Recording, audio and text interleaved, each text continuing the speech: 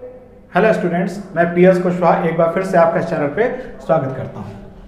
So we are having here chapter 2 of applied mechanics, law of forces, और आज हम पहुंच चुके हैं इसके एपिसोड नंबर 12 पर।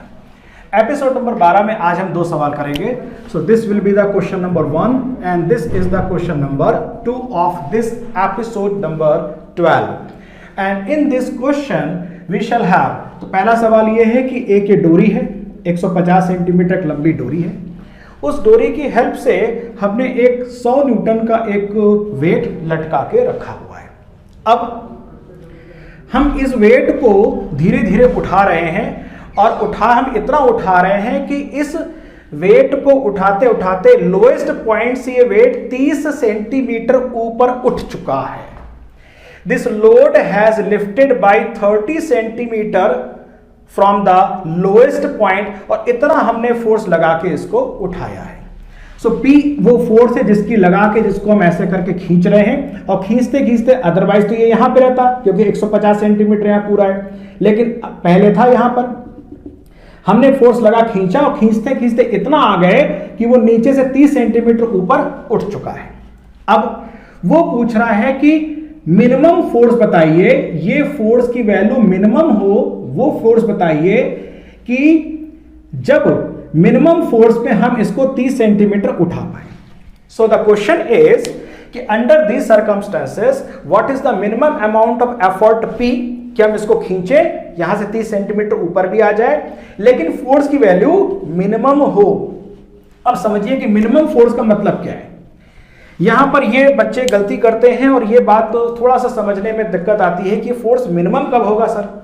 देखिए, जब कभी भी मिनिमम फोर्स आपसे पूछा जाए तो आपको 90 डिग्री पर फोकस करना है। यानी ये जो डोरी है, इस डोरी के साथ आप ये जो फोर्स लगाएंगे P, इसका एंगल 90 डिग्री अगर है तब आप ये मिनिमम फोर्स में इसको उठा पाएंगे। और अगर ये वैल्यू 90 से बड़ी अथवा 90 से छोटी है तो फोर्स ज्यादा लगेगा, कम फोर्स नहीं लगेगा। देयरफॉर न्यूनतम बल के लिए कि हम इसको उठा पाए, this angle between the thread and your force should be 90 degree. That's it. अब इसके बाद इस क्वेश्चन को हम लामीज थ्योरम की हेल्प से हल करने वाले हैं। लेट अस सी। तो अब ये गोला है, गोले का वेट यहां पे काम कर रहा है 100 न्यूटन। आपने अपना प्रयास लगाया, P इधर जा रहा है। उसके बाद इस डोरी में तनाव आ जाएगा T, डोरी में टेंशन होगा ऊपर की ओर। तो अब आप देख सकते हैं कि इसके सेंटर पे तीन फोर्स काम कर रहे हैं, 100, P और T। ये तीनों फोर्सेस प्लेन पर हैं, ये तीनों फोर्सेस पॉइंट B सेंटर पे काम कर रहे हैं। तो ये तीनों फोर्सेस को प्लेनर होने के साथ साथ कॉनकरेंट भी है। लेट अस सी। अब ये 150 था, हमने 30 सेंटीमीटर उठाया है, ये बचा 120, ये पूरा 150 है। ये अगर अल्फा है तो साइन अल्फा हो जाएगा, ये चूंकि 90 डिग्री है तो 120/150। तो इस ट्रायंगल में AMB में साइन अल्फा 120/150 इज 4/5। सिमिलरली चूंकि ये हमको 4 और 5 आ चुका है तो आपको पता होगा कि 3, 4, 5 से cos अल्फा की value, so this value will be 90 centimetre. अगर आप निकालेंगे तो ये वैल्यू आपकी आ जाएगी 90/150, दिस इज 3/5। सो आपको इस ट्रायंगल में cos अल्फा पता लग गया, sin अल्फा पता लग गया, अल्फा की अलग से वैल्यू की हमको जरूरत फिलहाल नहीं है। अब हम यहां लगाने जा रहे हैं लामीज थ्योरम। फोर्स P, इसके अलावा दो फोर्स T तनाव, 100 न्यूटन भार, इनके बीच का एंगल ये रहा। ये एंगल कितना है? This angle is 90 plus alpha. देख लीजिए फोर्स T के अलावा दो फोर्स P और 100, इनके बीच का एंगल ये रहा। कितना है? 90 प्लस 90 माइनस अल्फा। सो ये हो गया 180 माइनस अल्फा। फोर्स 100, बाकी P और ये इनके बीच का एंगल 90, 100/sin 90। एक ये देख लीजिएगा साइन, ये 180, 90 माइनस अल्फा कैसे हुआ?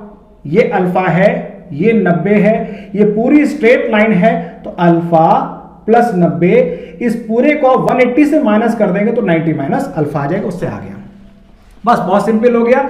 ये साइन 91 हो चुका है, तो P इज इक्वल टू 100, ये हो जाएगा कॉस अल्फा 100 कॉस अल्फा रखा 3/5 60 आ गया। T is equal to 100 180 minus alpha, so this is what sine alpha, so 100 sine alpha is 100 4/5 it is 80 newton. तो देखिए हमारे पास P की वैल्यू भी आ गई हमारे पास और T की वैल्यू भी हमको आ चुकी है और हमने लामी थ्योरम की हेल्प से इस सवाल को हल कर लिया। Now we move to the question number 2 और इसको भी हम लामीज थ्योरम की हेल्प से हल करने वाले हैं। सवाल कह रहा है कि एक ये दो सरफेसेस हैं आपस में इंक्लाइंड 50 डिग्री पे इंक्लाइंड, ये दो सरफेसेस हैं। इन दोनों सरफेसेस के बीच में एक 50 न्यूटन का एक गोला रखा हुआ है, गोले का भार 50 न्यूटन काम कर रहा है। कह रहा है इस सरफेस का रिएक्शन निकालिए और इस सरफेस का रिएक्शन निकालिए, दोनों के सरफेसेस के रिएक्शन, क्योंकि this sphere makes the contact with these two surfaces, तो इनके साथ कांटेक्ट निकालना है, रिएक्शन निकालना है। तो यहां पर एक थंब रूल है, उसको समझ लीजिए। किसी भी सरफेस का जो प्रतिक्रिया बल होता है, रिएक्शन होता है, उस सरफेस के परपेंडिकुलर होता है। तो इस सरफेस का रिएक्शन ये होगा इस सरफेस के परपेंडिकुलर। दूसरी बात, इस सरफेस का रिएक्शन इसके परपेंडिकुलर, तो इस सरफेस का रिएक्शन इसके परपेंडिकुलर होगा। यह दोनों रिएक्शन इस गोले के केंद्र से होकर गुजरेंगे। केंद्र पर एक फोर्स काम करेगा, भार 50 न्यूटन, अर्थात 50। ये प्रतिक्रिया इस सरफेस की, सरफेस 1 की प्रतिक्रिया P, सरफेस 2 की प्रतिक्रिया Q, ये सारे के सारे फोर्सेस सेंटर से गुजर रहे हैं। संतुलन की अवस्था है या लामी थ्योरम आसानी से यहां पे इस्तेमाल की जा सकती है। अप्लाई कर देते हैं। बाकी एंगल के बारे में देखिए, 50 डिग्री है, ये 90 है, तो ये अगर 50 है तो ये एंगल भी इसके साथ, ये रिएक्शन जो है इस सरफेस का Q हॉरिजॉन्टल के साथ 50 होगा, ये वर्टिकल है, ये अगर 50 है तो ये 40 होगा। बस इतने से हमारा काम हो जाएगा। P upon sine of Q और 50, तो ये 90 है, तो साइन 90 प्लस 50 आ गया इज इक्वल टू Q। बाकी दोनों फोर्स कौन से हैं, P और 50, तो Q upon sine 90 is equal to 50 और 50 के अलावा दो फोर्स हैं P और Q, तो ये 90 था, साइन 90 प्लस 40, वेरी सिंपल। तो P अपॉन ये हो जाए कॉस 50, Q ये साइन 91, तो केवल Q बचा, 50 अपॉन ये हो जाएगा कॉस 40 डिग्री। बस यहां से कैलकुलेट करेंगे, P is equal to 50 upon cos 40 into cos 50, answer ये। Q is equal to this value, ये पूरा आंसर इसका आ जाएगा। और आपने लामी थ्योरम की हेल्प से यह दोनों सवाल लगा लिए और अभी हम इस पे कुछ और सवाल लगाएंगे, जिससे कि कोई भी सवाल आपको पेपर में आएगा तो आप, ऐसा नहीं हो सकता कि आप उन सवालों को ना लगा पाए और आप आसानी से लगा ले जाएंगे और मैकेनिक्स में अच्छे नंबर स्कोर करेंगे। Till then thank you very much. Good morning students, मैं PS कुशवाहा एक बार फिर से इस चैनल में आपका स्वागत करता हूं। हम लोग पढ़ रहे हैं चैप्टर 2 ऑफ अप्लाइड मैकेनिक्स, जिसका चैप्टर 2 है लॉ ऑफ फोर्सेस, और आज हम पढ़ने जा रहे हैं इसका एपिसोड नंबर 13। सो एपिसोड नंबर 13 जो है चैप्टर 2 का एपिसोड है। और आपको बता दूं कि ये जो लॉ ऑफ फोर्सेस वाला चैप्टर है, ये स्टार्ट हुआ था एपिसोड नंबर 5 से, और 5 से ये 13 अभी आ चुका है। 1-2 एपिसोड और होंगे, उसके बाद ये चैप्टर हमारा खत्म हो जाएगा, फिर हम अगला चैप्टर मूवमेंट शुरू करेंगे। आज के इस एपिसोड नंबर 13 में हम लोग chapter 2 of applied mechanics law of forces में 2 न्यूमेरिकल करने वाले हैं। पहला न्यूमेरिकल होगा लॉ ऑफ पैरेललोग्राम के फॉर्मूला पर, R is equal to root under root P square plus Q square plus 2p की कॉस थीटा पर, और दूसरा न्यूमेरिकल हम लेंगे जो कि लामी थ्योरम की हेल्प से सॉल्व किया जाएगा। So let us see the first numerical of the episode number 13। पहले न्यूमेरिकल में कह रहा है कि P और Q दो फोर्सेस हैं, दोनों फोर्सेस जो हैं एक दूसरे के साथ परपेंडिकुलर हैं, यानी P and Q are at right angle to each other. उनका रिजल्टेंट अंडर रूट 13 न्यूटन है। ये सवाल आपके बोर्ड में भी आ चुका है। तो P और Q एक दूसरे के परपेंडिकुलर हैं, किसी पॉइंट पर काम कर रहे हैं, और हम मान लेते हैं कि ये एक P है और ये Q है और ये किसी पॉइंट पे काम कर रहे हैं एक दूसरे के परपेंडिकुलर। ये रहा इसका रिजल्टेंट। रिजल्टेंट की वैल्यू इस केस में √13 है, यानी कि अगर पूरा फॉर्मूला रखेंगे तो E² + Q² + 2PQ cos 90, तीसरा टर्म 0 हो जाएगा, जिसे यहां पे लिखा नहीं गया है। सेकेंड सिचुएशन, फिर कहता है जब ये एंगल 90 डिग्री वाला एंगल थीटा केवल 30 डिग्री हो जाता है, 30 डिग्री, तो इनके बीच का रिजल्टेंट ये आ जाता है, दिस वैल्यू, ये अंडर लगा हुआ है, this value and which is 13 √13 + 6 √3. So it becomes the resultant when this theta is 30 degree √13 + 6 √3 Newton's. ठीक है, अब सेकंड सिचुएशन में फिर से फॉर्मूला लगाते हैं। रिजल्टेंट हमने रख दिया √P² + Q² + 2PQ cos 30। cos 30 हम जानते हैं √3/2 होता है, हमने पूरे फॉर्मूले का स्क्वायर कर दिया, तो ये वाला रूट हट गया, P² + Q² + 2PQ cos 30 √3/2, ये 2 और ये 2 कट कैंसिल आउट हो गया। सो इसको हम यहां पर काट भी सकते हैं। काटने के बाद इक्वेशन 1 से हमें ये पता है P² + Q² = 13, तो इस P² + Q² की जगह हमने 13 रख दिया, ये हमारे पास था, 13 से ये कट गया, फिर बचेगा 6 √3 PQ √3, ये भी खत्म हो जाएगा, बचेगा PQ = 6 as equation number 2, right. Now अब हमने लगाया P + Q whole square A + B का होल स्क्वायर का फॉर्मूला लगेगा, P + Q whole square P² + Q² + 2PQ, okay. P + Q whole square P² + Q² इस जगह पर फिर से हमने यहां से 13 की वैल्यू हमने यहां पे रख दी, प्लस 2PQ, और PQ की वैल्यू 6 आपके पास थी, तो इसकी जगह हमने यहां पे 6 रख दिया, सो 13 और 12 ये हो गया 25, that means P + Q whole square = 25।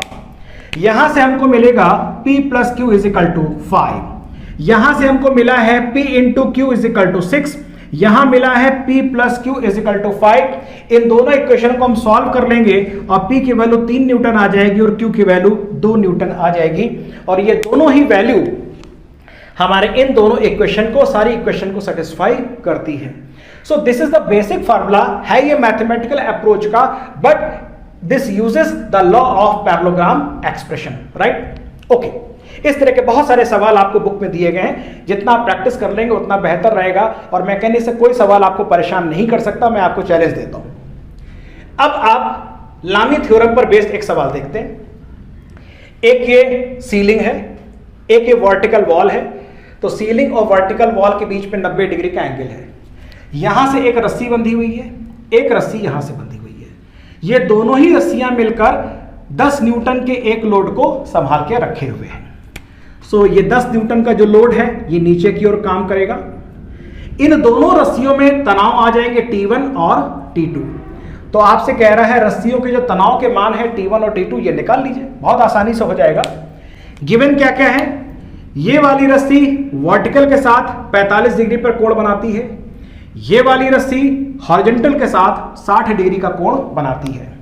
तो ब्लू वाले जो कलर से एंगल लिखे गए हैं ये हमने निकाले हैं, ये अगर 45 है पूरा 180 होता है, तो ये 135 हुआ, ये वाली वैल्यू 135, ये 90 और ये 60, इस क्वाड्रिलेटरल में समस्त एंगल का योग 360, तो दिस प्लस दिस इसको जोड़ के 360 से माइनस कर देंगे, ये कोण आ जाएगा दोनों रस्सियों के बीच का 75 डिग्री।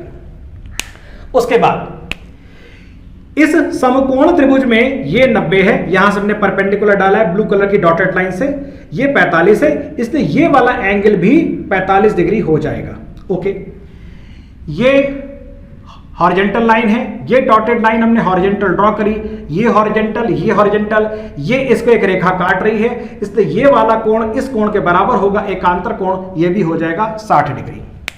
तो अब हम देख सकते हैं कि इस पॉइंट O पर 3 फोर्स काम कर रहे हैं, T1, T2 and this wait 10 Newton. ये समस्त बल एक ही तल में है, कोप्लेनर है, एक बिंदु से होकर गुजरते हैं, कॉन्करेंट है। लामी थ्योरम अप्लाई हो सकती है क्योंकि तीनों बल के प्रभाव में यह बिंदु साम्य की अवस्था में है। सो T1 अपॉन बाकी दोनों बल T2 और 10 इनके बीच का कोण ये हो जाएगा, विच इज 90 प्लस 45, 90 प्लस 45, तो T1 upon sine 90 plus 45। Now T2 लेंगे तो बाकी T1 और 10 है, इनके बीच का कोण ये हो जाएगा, ये वैल्यू है 90 plus 60, so T2 upon sine 90 plus 60 now is equal to 10, और 10 हो जाएगा तो बाकी दोनों फोर्स T1 T2 के बीच का कोण 75 degree is equal to 10 upon sine 75 degree. बस एक बार इसको पकड़ लेंगे इन दोनों को, तो T1 is equal to 10 upon sine 75 into sine 90 plus 45 which shall become cos 45, यहां पर आ गया, इट इज 7.32। नाउ T2 के बराबर इसको कर देंगे, तो T2 is equal to 10 upon sine 75 into cos of 60 degree 5.17 newton. So आपने देखा कितनी आसानी से हम लोग लामी थ्योरम हो या लॉ ऑफ पैरेललोग्राम हो, इस पर बेस्ड न्यूमेरिकल्स को लगा सकते हैं। थोड़ा सा कंसिडरेशन, थोड़े से ध्यान की जरूरत है और आप पेपर में आने वाले किसी भी सवाल को आसानी से लगा ले जाएंगे। नेक्स्ट लेक्चर एपिसोड नंबर 13 में हम इस चैप्टर का आखिरी सेक्शन बीम्स स्टार्ट करने वाले हैं। Till then thank you very much. Hello students, मैं एक बार फिर से आप सभी का इस चैनल पे स्वागत करता हूं। हम लोग पढ़ रहे हैं applied mechanics chapter 2 law of forces, और आज हम पढ़ने जा रहे हैं इसका एपिसोड नंबर 14। सो आज के एपिसोड में हम लोग क्या पढ़ने वाले हैं, let us see. Chapter number 2 law of forces में एक टॉपिक है बीम, और बीम आप सभी लोग जान लीजिए, चाहे सिविल के बच्चे हों या मैकेनिकल के बच्चे हों या किसी ब्रांच के बच्चे हों, बीम किसी भी सिविल स्ट्रक्चर का एक इंपॉर्टेंट एलिमेंट होता है, और बीम पर किसी भी छत का लोड उसको सहारा देने के लिए बीम का इस्तेमाल किया जाता है। हम लोग जिन घरों में रहते हैं, जो कॉलेज है, जो स्कूल है, जिन घरों में रहते हैं, छत में भी बीम डाली जाती है जिससे कि लोड को सपोर्ट करने के लिए। So beams are used to support the heavy loads. So जो इस टॉपिक में आज हम पढ़ेंगे कि बीम कितने प्रकार की होती है, what are the types of beam, और एक बीम पर कितने प्रकार के लोड लग सकते हैं, और दूसरी बात कि बीम के सपोर्ट्स कितनी तरह के होते हैं। तो आज हम 3 टॉपिक कवर करेंगे, types of beam, types of supports of beam and types of load on beam. So start करते हैं। देखिए, बीम का जो पहला सिंपल सा प्रकार होता है उसको कहते हैं simply supported beam. Simply supported beam, एक सिंपली सपोर्टेड बीम 2 सपोर्ट्स के ऊपर रखी रहती है, फ्रीली सिंपली सपोर्टेड बीम रखी रहती है। इसको हम लोग समटाइम रोलर सपोर्टेड बीम भी कहते हैं, रोलर सपोर्टेड बीम, यानी जो बीम है 2 रोलर के ऊपर सपोर्टेड है। यहां पर बीम 2 सिंपल से सपोर्ट्स के ऊपर, आधार के ऊपर ऐसे करके रखी हुई है। So this is a simply supported beam, यानी 2 ये सपोर्ट्स है, इसके ऊपर बीम आपने ऐसे करके रख दी। So it is a simply supported beam. ये वाली और ये वाली हो जाएगी रोलर सपोर्टेड बीम। ये दोनों एक ही कैटेगरी में हम रख सकते हैं क्योंकि ये आधार के ऊपर, सपोर्ट के ऊपर सीधी तरीके से ऐसे करके रखी हुई है। The second one is the cantilever beam. Cantilever beam क्या होता है कि बीम का एक सिरा तो फिक्स होता है, आप देखिए इस फिक्स है, ये जो कैंटिलीवर है ये एक सिरा हमारा ये फिक्स है, लेकिन बीम का दूसरा सिरा बिल्कुल हवा में है, इधर कोई सपोर्ट नहीं होता। Therefore such beam which is one end of the beam which is fixed and other end of the beam is free. So ये वाला हिस्सा होता है फ्री, ये वाला हिस्सा होता है fixed, and this type of beam is known as cantilever beam. यहां पे देखिए एक एंड को हमने फिक्स करके रखा है, जबकि यहां पर दोनों के दोनों एंड 2 सपोर्ट के ऊपर ऐसे ऊपर से करके रख दिए गए हैं। So this is simply supported beam या roller supported beam, and this is the cantilever beam of which the one end of the beam is fixed, other end of the beam is free. जो हम लोग की खिड़कियों के बाहर जो छज्जे निकले होते हैं, and you can say it is a cantilever type of a beam, यानी कैंटिलीवर ऐसा हो गया। The other beam is the fixed beam. अब देखिए, अगर आप कैंटिलीवर और फिक्स्ड बीम को कंपेयर करते हैं, इसमें एक एंड फिक्स्ड है और इसमें दोनों एंड इसके फिक्स्ड हैं। तो एक फिक्स्ड बीम के दो सिरे जो होते हैं बीम में, दोनों ही सिरे हम फिक्स करके रख देते हैं, and such beam is known as the fixed beam. Okay, अगली कैटेगरी देखते हैं ओवर हैंगिंग बीम। अभी ओवर हैंगिंग बीम क्या है? आप कहेंगे यहां भी तो सब दो सपोर्ट हैं, यहां भी दो सपोर्ट है, लेकिन इस सपोर्ट में इस सपोर्ट में जरा फर्क देखिए। यहां पे जो सपोर्ट्स हैं, ये जो सपोर्ट्स हैं, ये सपोर्ट बिल्कुल बीम के किनारे पर हैं। These supports are at the end of the beam, बिल्कुल किनारे पर ये दोनों सपोर्ट हैं। जबकि यहां पे देखिए ये दोनों ही सपोर्ट बीम के किनारे से भीतर की ओर हैं और थोड़ा सा हिस्सा बीम का यहां पर क्या है? लटका हुआ है। लटके को कहते हैं ओवरहंग। थोड़ा सा ये ओवरहंग पास्ट टेंस में आ जाएगा, अदरवाइज ओवरहैंग कर रहा है। And this type of beam is known as the overhanging beam. Beam का हिस्सा थोड़ा सा ये लटका हुआ है। So this type of beam, जिसमें बीम के दोनों सिरे कुछ सपोर्ट से बाहर निकले हुए हों, या एक सिरा भी ऐसे भी कर सकते हैं कि ये सिरा जो है यहां पे तो मान लेते हैं कि ये सिरा यहां पर किनारे पे लगा हुआ है सपोर्ट, लेकिन दूसरा सपोर्ट यहां पर थोड़ा सपोर्ट से बाहर बीम लटकी हुई है, तो इसको हम कहेंगे over hanging beam. One side over hanging beam या both sides over hanging beam. The next one is continuous beam. Continuous beam इन बीम से किस प्रकार से अलग है उसको समझते हैं।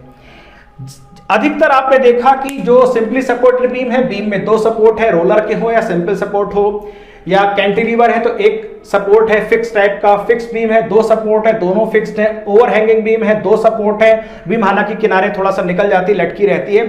But in case of the continuous beam there are more than two supports. The beam has more than two supports. Beam पर दो से अधिक सपोर्ट होते हैं और ऐसी बीम को सतत धरण, हिंदी में इसको धरण कहते हैं, सतत धरण या कंटिन्यूअस बीम कहते हैं। So these are the 5 types of beam. आपसे हो सकता है वाइवम पूछ लिया जाए, आपसे इंटरम पूछ लिया जाए, तो आप तुरंत याद करिएगा 5 प्रकार के बीम होते हैं: simply supported beam, cantilever beam, fixed beam, continuous beam and overhanging beam. Continuous beam में ध्यान रखिएगा 2 से ज्यादा सपोर्ट हो सकते हैं, 3 भी हो सकते हैं, और बहुत लंबी बीम है तो 4 सपोर्ट भी हो सकते हैं, 5 सपोर्ट भी हो सकते हैं।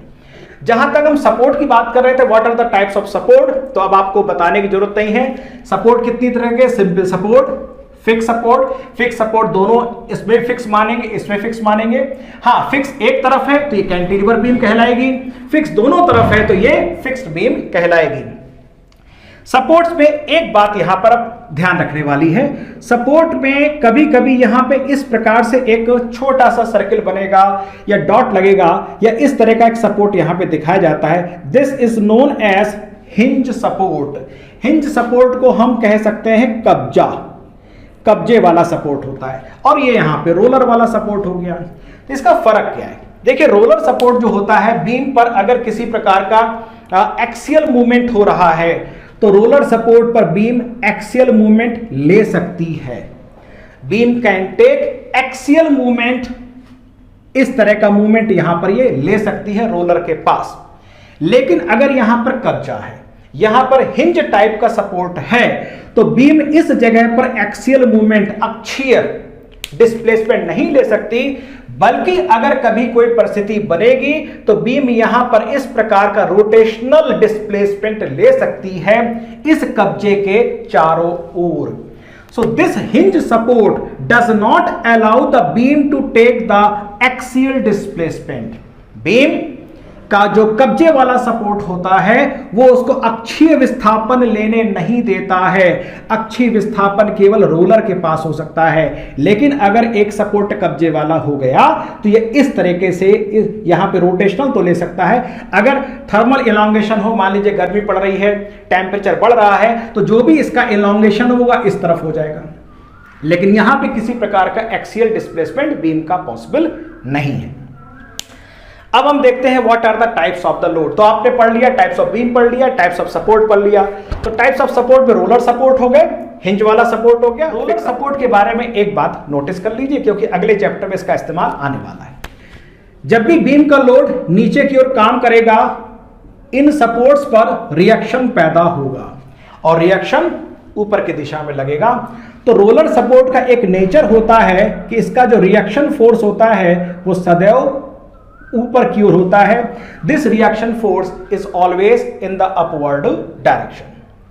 लेकिन किसी कब्जेदार सपोर्ट का जो रिएक्शन होता है वो किसी भी दिशा में हो सकता है। A hinge support may produce reaction force in any direction, whereas the roller support shall produce the reaction in the upward direction.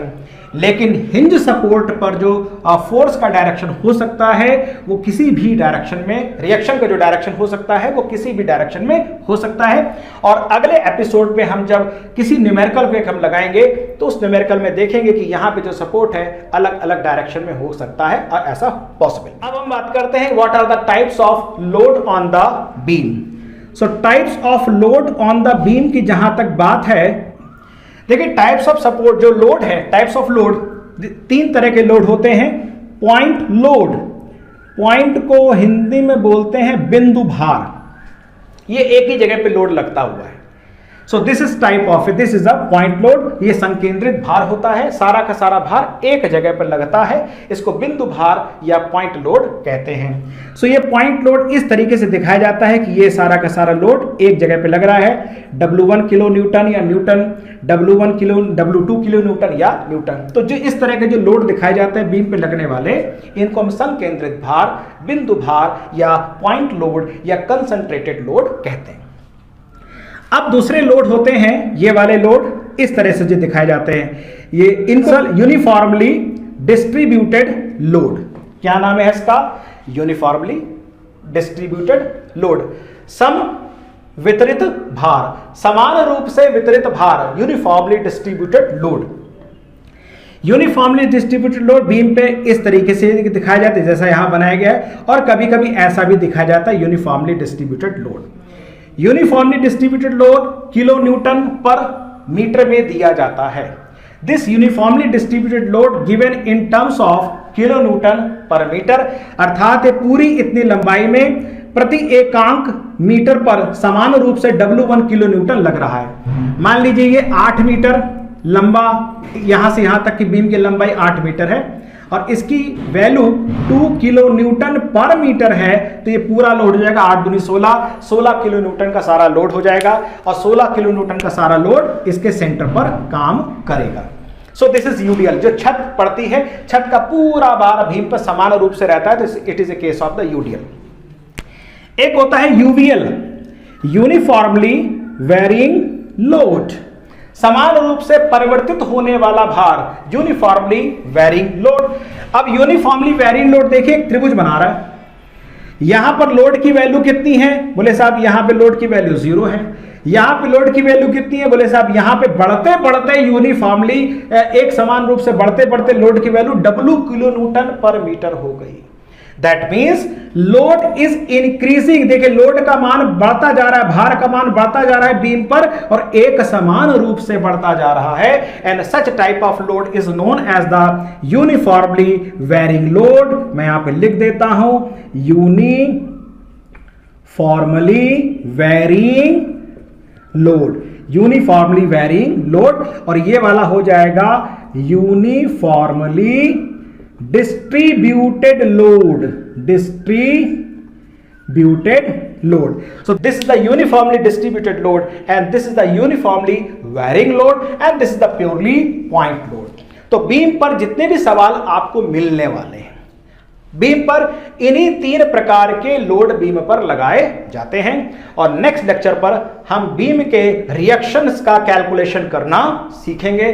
Till then thank you very much.